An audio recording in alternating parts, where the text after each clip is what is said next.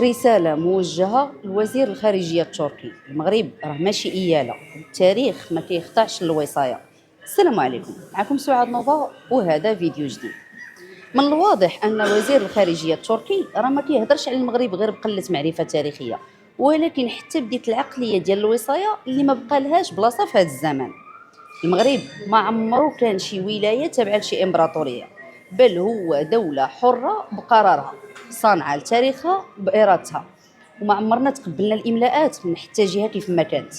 الفرق بين المغرب وغيره السي الوزير راه ماشي كلام ولا هضرة خاوية، راه تاريخ. معركة واد اللبن عام 1558 راه ما كانتش غير حادثة وصافي، راه كانت رسالة واضحة منين الجيش العثماني ديالكم اللي كان باغي يفرض النفوذ ديالو غربا زعما باش يزيد يسيطر، وقال الجواب من عند المغرب ولكن بالسلاح، ووقفنا لكم الزحف ديالكم عند حدود المغرب.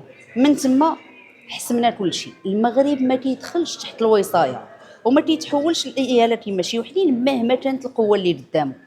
من ذاك اللحظه المغرب اختار يكون دوله مستقله بقرارها، وكيورث لولادو السياده ماشي التبعيه، والعز ماشي الخضوع.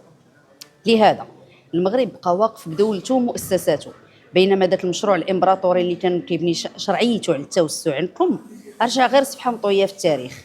المهم اليوم اللي باغي يهضر على المغرب بنبره فوقيه خاصو يعرف حقيقه بسيطه: المغرب ما كيحتاجش الدروس في التاريخ من حتى واحد، وما كيقبلش الوصايه من شي امبراطوريه مشات سواء قديمه ولا جديده. احنا براسنا امبراطوريه لقرون وقرون. السي وزير الخارجيه التركيه. السلام عليكم.